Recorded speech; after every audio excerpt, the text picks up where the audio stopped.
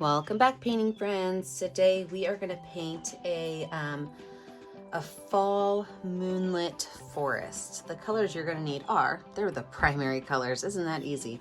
Red, yellow, and blue, along with white and black. My favorite brushes is my 1-inch flat brush as well as my 10, 6, and 4 round brushes. Don't forget to have a rag and a cup of water for keeping your brushes clean. So let's get started. I'm going to start by making my gigantic moon. And so I'm going to use my 1-inch flat brush, and I'm going to use mostly white paint, but I'm going to grab a spot of yellow. So my moon is going to be nice and big right here in the center. If you do not love painting circles on your canvas, you can always use a paper plate to kind of make your circle a little bit neater.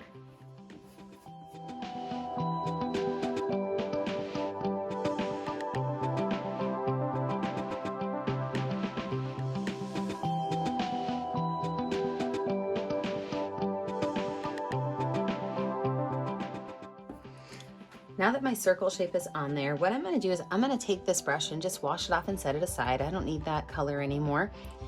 But I'm going to move into my number 6 round brush, and I'm going to slowly kind of bring some red from the base and kind of push it up. So with some red on here, all I'm going to do is I'm going to tap. And the reason I'm going to tap is I want to give it more of like a moon texture.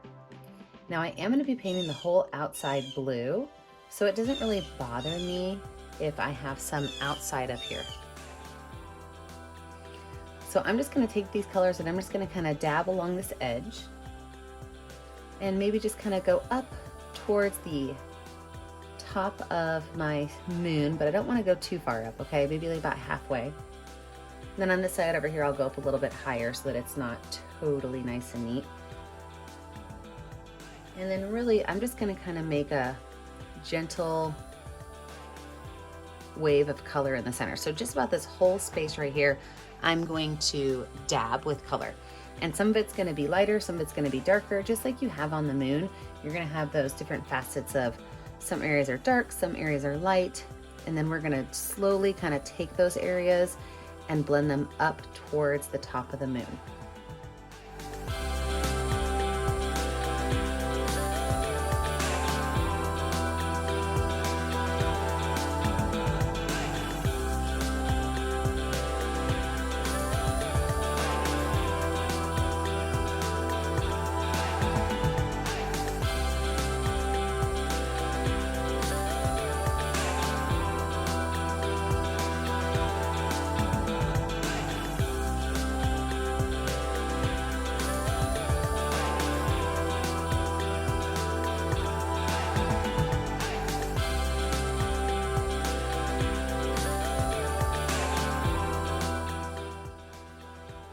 I'm going to take my brush, wash it off and dry it off. And now we're going to take these colors and we're going to let them blend a little bit. So to do that, I'm going to take my yellow paint and I'm going to start up here and I'm going to do the same thing. So I'm going to start up here with yellow, just kind of dabbing around a little bit. And as I get close to that red, I am going to let those colors start to mix. So my goal is to take these dots, I'm just going to add some yellow up here so it's nice and thick. Take these dots of color and start to slowly blend them just by tapping and create what no longer looks like, you know, ketchup and mustard on my moon, but a really unique blend from yellow at the top to red at the bottom. So to do that, I'm now going to take my brush and I'm just going to kind of slowly start to mix these colors in a little bit. Letting some of that red go up, and if I get too much red, I am going to wash my brush off. Red is a significantly stronger color than yellow. So I'm just going to wipe that brush off and go back in with some clean yellow so that I get a nice soft blend of colors, not very aggressive.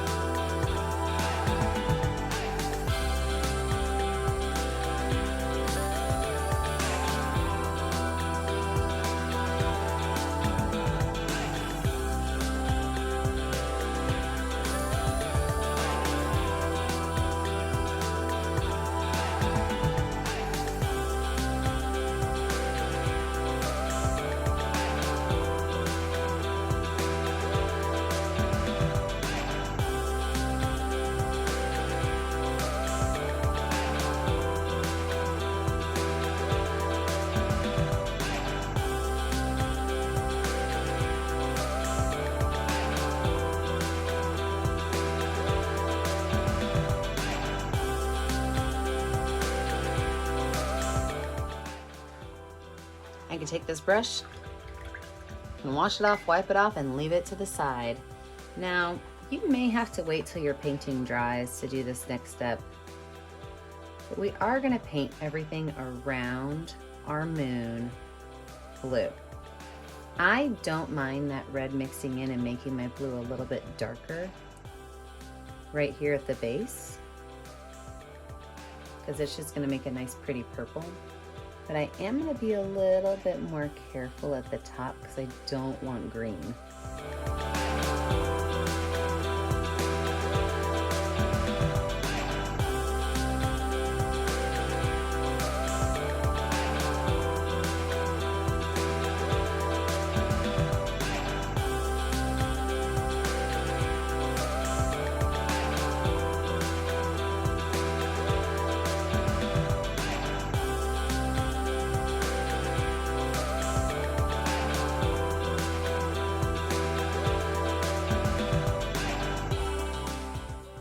So now we're gonna let this dry. When we come back, we will add in our next layer. Well, my background's completely dry because I started this painting like 3 days ago, but I'm back at it today. So let's add to our next layer. So I've got my number 10 round brush. And what I'm gonna do is just make a jaggedy little line along the bottom and paint everything below it in black. And then we're gonna add in our trees. And for the trees, you can really add as many or few as you want. If you want your moon to kind of be the forefront of your picture, just add 1 or 2. If you like the creepy fall look of the trees, you can even add some more.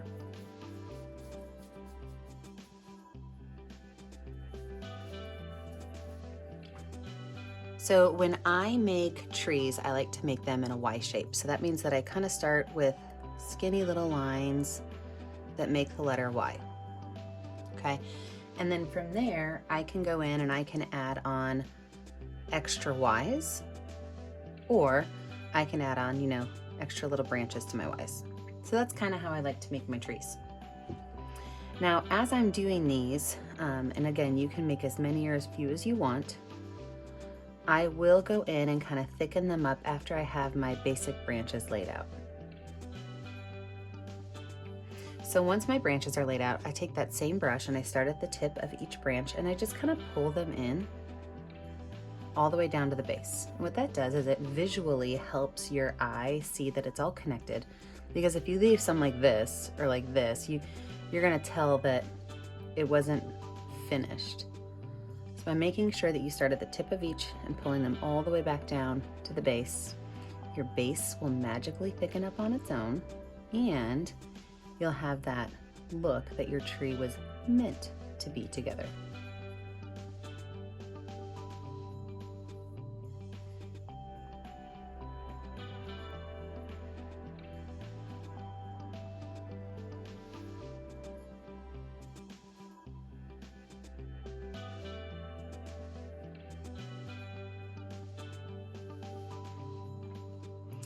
Now, as you're doing this, you can switch to one of your smaller brushes and you can make some smaller trees that are going to be making it look like you have some depth in your picture. So these trees are going to be significantly smaller. The branches are going to be smaller, maybe less details to them. But what that's going to do is visually, it's going to make people notice that there is some depth to your painting. So I'm going to add a couple trees in my foreground, a couple trees in my background, and then we'll talk about all of our additional decorations.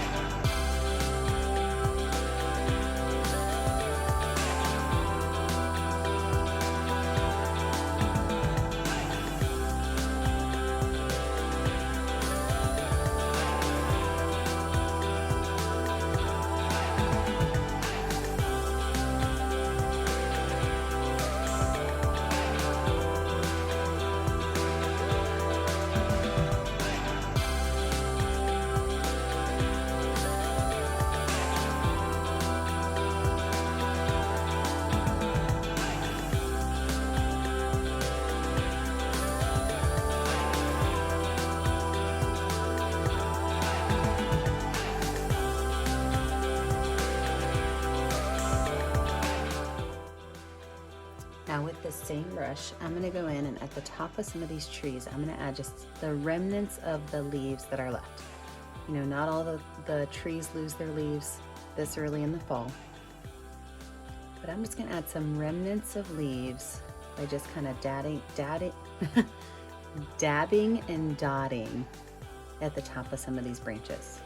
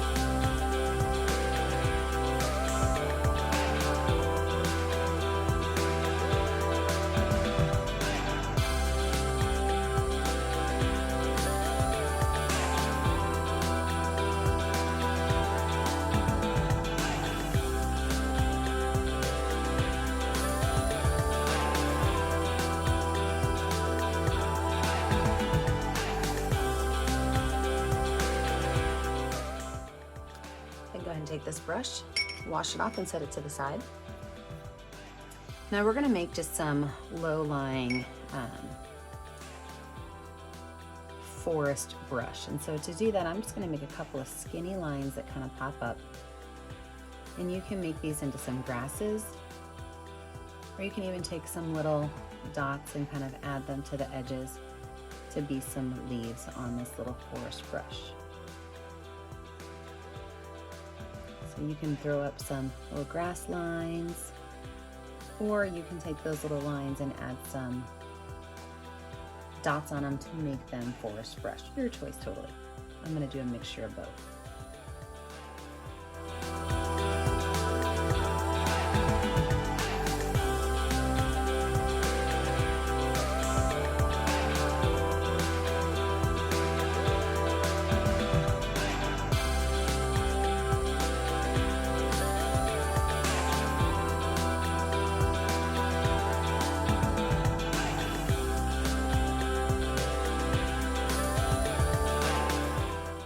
And there you have it. When you're finished, you need to pick a color that's going to show up well on your canvas and sign your name. Remember, I never get to see what you're doing at home unless you post it to our Facebook page, Painting with a Purpose. Don't forget to like and subscribe to our YouTube channel, Painting with a Purpose. And remember, as always, stay kind, stay creative, and stay safe. Have a great day, friends. Bye now.